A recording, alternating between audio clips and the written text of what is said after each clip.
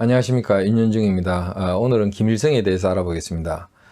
김일성이 그 북한에 오기 전에 어떤 행적을 가지고 있고 또 소련에서 무슨 활동을 했으며 입국하게 된 과정은 또 어떤지 알아볼 필요가 있습니다.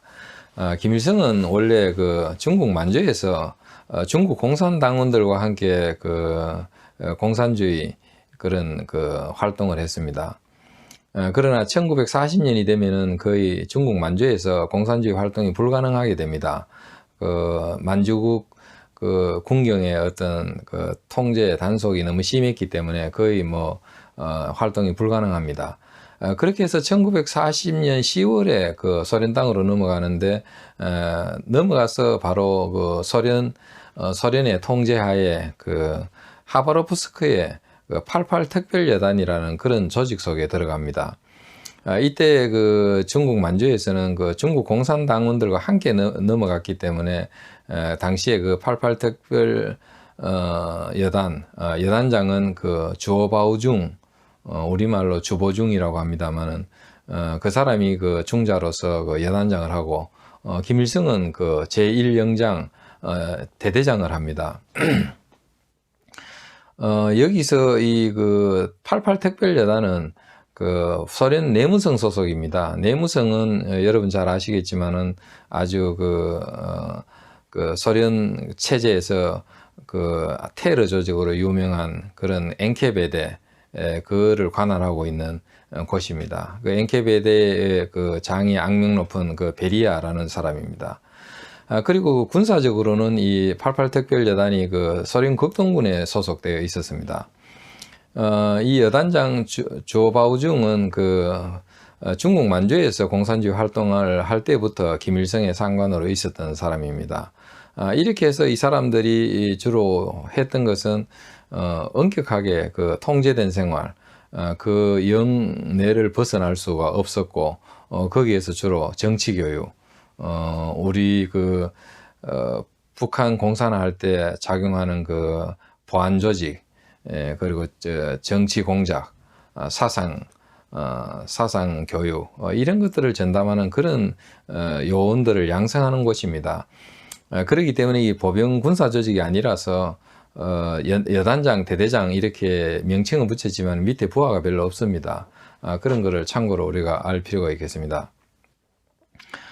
이렇게 있었는데 이 사람들이 나중에 소련이 8월 8일 날 1945년 8월 8일 일본에 대해서 선전포고를 했습니다만은 역시 이 김일성을 비롯해서 우리 한국인 공산주의자들은 그 대일전에 참전하고 싶었지만 소련 측은 그 전쟁에 참여시키지 않습니다.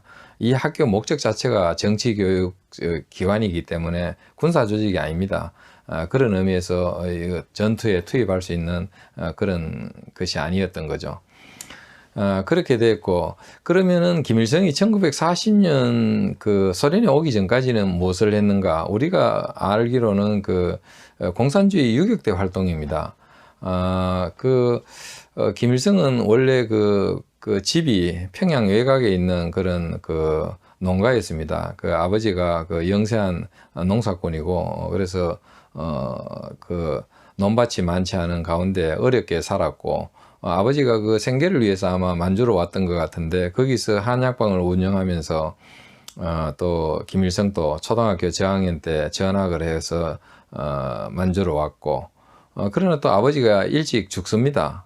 그렇게 해서 아버지 없는 집안에서 학교의 생활에 충실하지 못하고 대신에 그 공산주의 사상에 물들어서 결국 그 학교에서 퇴학을 당하고 그래서 더 이상 학교 공부를 하지 못합니다. 김일성은 그 이후로 공부를 하지 않았습니다.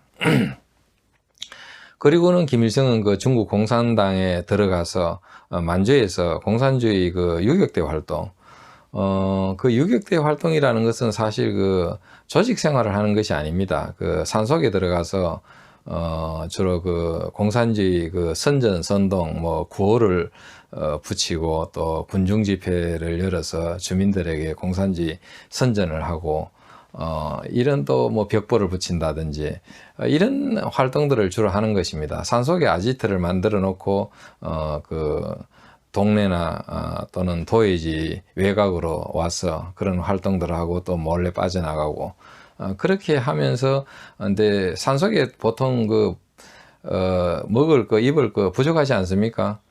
당연히 그 인근 그 우리나라 사람들로 이루어진 동네에 가서 의복이라든지 식량 같은 거를 또 조달해 가고 그 과정에서 만주군이나 일본군 군경과 충돌을 하고 그렇게 도피하고 이거 뭐 우리나라 지리산의 그 공비들 하고 생활이 별반 다르지 않습니다.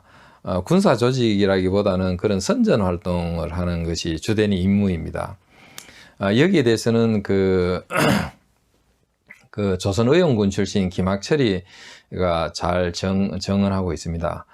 김학철도 일본군 점령하에 그런 중국인 부락에 들어가서 또는 조선인 부락에 들어가서 거기서 그 벽보를 붙이고 공산주의 선전을 하고 또 일본군 병사들을 심리적으로 또 이렇게 탈영하게 만드는 어떤 그런 활동들을 하다가 대낮이 되면 또 일본군이 오기 때문에 또 도망을 치고 또 밤에는 또 가서 그런 분탕질을 하고 그런 활동들입니다. 그거는 군사 활동이라기보다는 그런 선전 활동이다 이렇게 보시면 될 것 같고 우리가 또 하나 주목해야 될 사실은 김일성이가 정상적인 어떤 그런 공산당 교육 또 공산당 조직 활동 이런 것을 거의 안 했다는 것입니다. 그래서 그런 훈련이나 그런 교육이 거의 없었다. 그거는 나중에 북한에 들어와서 소련군이 김일성을 북한 공산주의의 지도자로 내세우려고 할 때 얼마나 당 조직 훈련이라든지 그런 것이 전혀 안 돼 있다는 것을 그때 여실히 드러납니다. 실제로 뭐 김일성이 같은 경우에는 유격대 활동을 주로 했기 때문에 어떻게 보면은 공산당 또 당 세포가 있고 뭐 위로에 보면 당 조직들이 다 있습니다.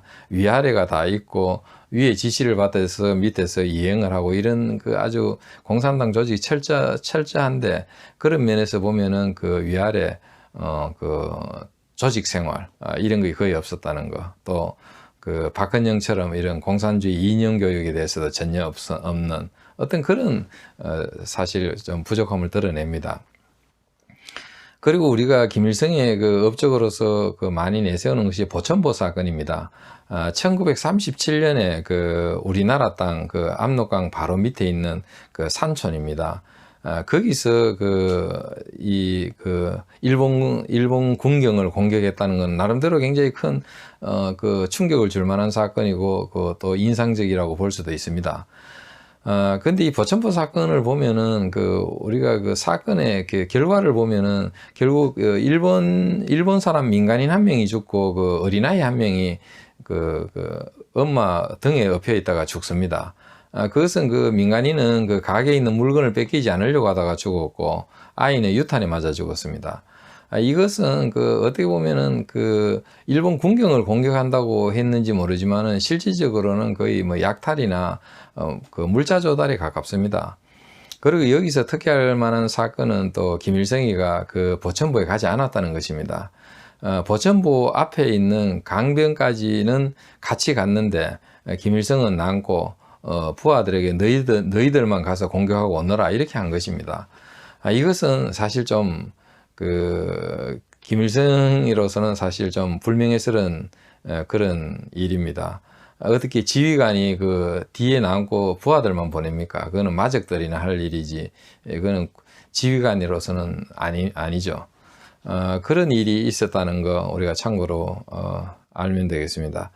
그렇게 해서 김일성이가 왔는데 김일성이가 올 때 88 특별여단에는 김일성을 따르는 무리들이 좀 있었습니다. 최용건이라든지 최현, 김일 이런 사람들이 그게 이제 있었습니다. 그 사람들이 나중에 다 보면은 북한 김일성 정권의 주역들이 됩니다. 이것을 가지고 이제 인맥이라면 인맥이라고 할 수 있는데 여기 있는 사람들도 대다수가 다 정치 군인 성격이 강합니다. 나중에 보면 아시겠지만 최용건 같은 경우에도 북한 공산정권 수립 기간에 보안대 책임자가 됩니다. 보안대가 뭡니까? 결국 경찰입니다. 비밀 경찰이고 사상 단속하는, 나중에는 정치 보위부로 이렇게 파생이 돼 나갑니다만은 그런 활동들을 했습니다. 물론 최용건은 나중에 그 북한군 사령관까지 하지만은 6.25 때 배제됩니다. 6.25 때는 최용건은 그 역할이 미미해집니다. 그거는 결국은 군사지휘관이 아니라는 거죠. 그리고 그 김일성을 따라왔던 무리들 중에서 강근 한 사람 빼놓고는 강근 이영호 정도만 좀 제대로 된 군사지휘관이고 나머지는 대다수가 다 정치군인들입니다. 그렇기 때문에 이런 정치군인이냐, 그 다음에 일반 전투 병과의 군인이냐, 이거 엄격히 구분해야 됩니다. 계급을 다 같이 다루고 있어도 이거는 분명히 구분됩니다. 소련은 북한이 정치 군인에게 군인 계급장을 주는 것은 소련을 따라한 것입니다. 소련도 스티코프 같은 경우에는 정치 군인, 정치 사령관입니다. 그런 사람은 계급장을 달아줬지만은 군대 생활하지 않았습니다. 전쟁하지도 않았습니다. 오로지 정치 군인, 북한을 공산화하고 북한을 소련의 위성국으로 만드는 그런 정치 공작을 주로 한 사람입니다. 그런 점에서 정치 군인과 일반 군인 잘 구별할 필요가 있겠습니다. 이상 김일성의 행적에 대해서 그리고 북한에 오게 된 과정까지 설명드렸습니다. 감사합니다.